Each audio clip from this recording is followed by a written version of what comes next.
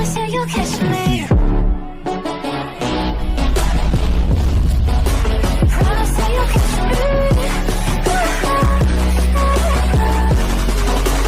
Promise that you'll catch me. I wasn't sure there was going to be a sparring match agreement that we'll spar for a while. I wasn't sure. I was honest about it. That's why he said it's going to go rounds. I wasn't sure if there was an understanding that, we'll play a little bit and then we'll get a little more and, whatever. So that was part of it. Acknowledge Jake has had double jaw surgery, 4 plates, 8 screws in his face, and everybody is just kind of breezing past that like it's no big deal. But I'm looking further into this because that's no easy surgery, and I'm starting to ask the question, is this the beginning of the end of Jake Paul's boxing career? As his brother, I was just shocked. I'm in the hospital with the guy, and he's like, yo, can you make this TikTok? Can you film this for me? He's like laughing and having a good time. Does not have any agenda against Anthony Joshua, because it feels to me like that fight, I before the fight, I was refusing to accept the principle that this fight could be scripted. The boxing world has erupted, saying that Anthony Joshua should be arrested for hurting Jake Paul in the ring. Experts are furious with AJ as Jake suffered severe injuries, including jaw fractures that required surgery and screws. They criticized the mismatch, saying Joshua's power and aggression went beyond what was safe. The fight left fans and pros alike shocked at the level of damage inflicted, sparking debates on fighter safety and proper matchmaking in high-profile bouts.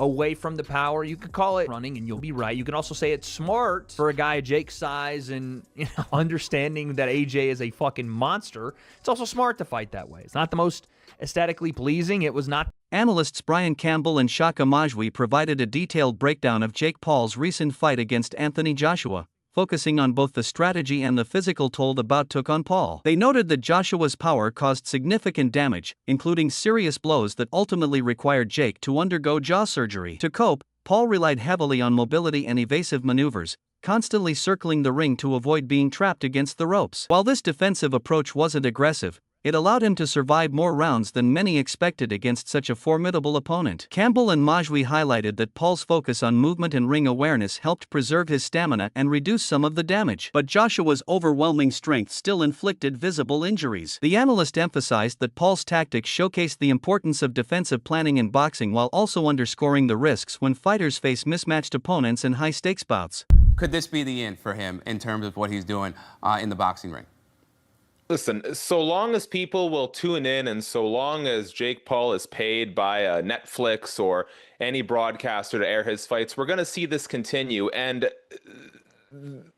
Jake Paul knows his business model, right? Now, this deviated, this AJ fight, which came together kind of last minute after the Tank Davis fight fell apart. But we know Jake Paul's MO here. It's find the most popular guy with the most physical disadvantages for me to fight. And Jake Paul has the benefit that he's turned himself into a villain, or in the pro wrestling circles, a heel. People tune in to watch. We did not tune into this fight to see competitive boxing. Most of us tuned in because we thought, here's Anthony Joshua. Here's a 2-time unified heavyweight champion, a guy who physically just overwhelms Jake Paul. And we're finally going to get what Tyron Woodley and Anderson Silva, Nate Diaz were not physically fit, whether it be through their size, experience, or age to do, and that is knock out Jake Paul. And so because I don't really feel like we got that satisfying comeuppance that a lot of people have been waiting for, it kind of gives Jake Paul a little bit of mystique, I'd almost say, to still try and string this along. Now, I don't know in terms, he says he wants to be cruiserweight champion.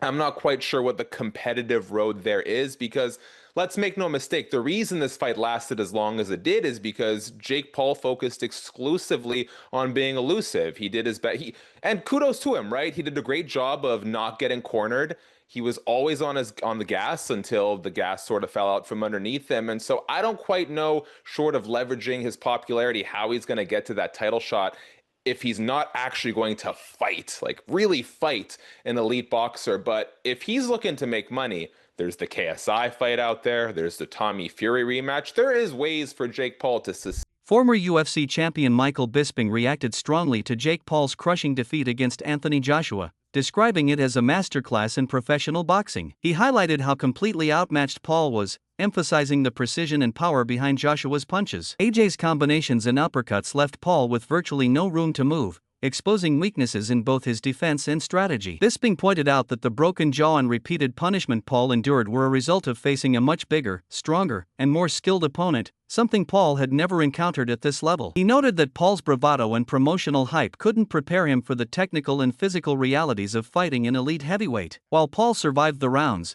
the damage and domination by Joshua underscored the gap between professional elite fighters and celebrity crossover boxers. This being concluded that the fight was a stark lesson in respect, preparation, and skill in the sport. In my humble opinion, because I'm a big Anthony Joshua fan. Of course, I've been a supporter for the longest time. A rather lackluster, unmotivated Anthony Joshua that didn't look like he was being particularly nasty, right? Yeah, a lot of the time he was out of range, and okay, it is hard to land a shot on someone that's backing up and moving away the whole time. And there was a lot of times where he had him in the corner and he could have thrown a shot. And sometimes he was telegraphing his shots. And anytime he did go in to throw a punch, as I said before, Jake Paul would shoot in and turn it into a wrestling match. And even when he wasn't shooting in, he was clinching a lot. This is boxing. It's not MMA, as we know. The referee should have done a much better job of getting in there and separating them much, much faster. As I say, it was the 6th round. I think it was the 4th round he got dropped twice. In the 5th round, he got through it. In the 6th round, caught him with the jab, then a glancing right hook. He goes down, and that was that. That was all she wrote, right? I did a live. There was about 9,000 people watching at one point. Nobody was particularly enjoying the matchup. Listen, okay? I respect both men. I respect anyone really that steps into the ring, okay? And certainly going up against Anthony Joshua, that was a tall task, okay? You know, metaphorically and figuratively, right? It was a tall task. It was a big job. It was a tough opponent. It was a mismatch, and it was, right? Jake Paul never worried Anthony Joshua once. He never rung his bell. He never caused any damage. He never had him worried. He never did anything. It wasn't a fight. It was a display of how long can Jake Paul last? Can he run away long enough for it to be credible? After the blockbuster fight between Jake Paul and Anthony Joshua, both fighters were reported to earn around $92 million each, making it one of the highest-paying bouts in boxing history, streamed globally on Netflix. However, Joshua's payday faced a massive hit due to taxes. Being a UK resident, fighting in the United States, he is subject to both US federal taxes and UK international tax obligations, which could take roughly $66 million from his earnings. This leaves his actual take-home pay much lower than the headline figure suggested. In contrast, Jake Paul, as a US-based fighter, does not face the additional UK tax burden, allowing him to keep a larger portion of his earnings despite not winning the fight. The situation highlights how taxation can drastically affect high-profile international boxing purses and serves as a reminder that reported earnings often differ significantly from the money. After the blockbuster fight between Jake Paul and Anthony Joshua, both fighters were reported to earn around $92 million each, making it one of the highest-paying bouts in boxing history streamed globally on Netflix. However, Joshua's payday faced a massive hit due to taxes. Being a UK resident, fighting in the United States, he is subject to both US federal taxes and UK international tax obligations, which could take roughly $66 million from his earnings. This leaves his actual take-home pay much lower than the headline figure suggested.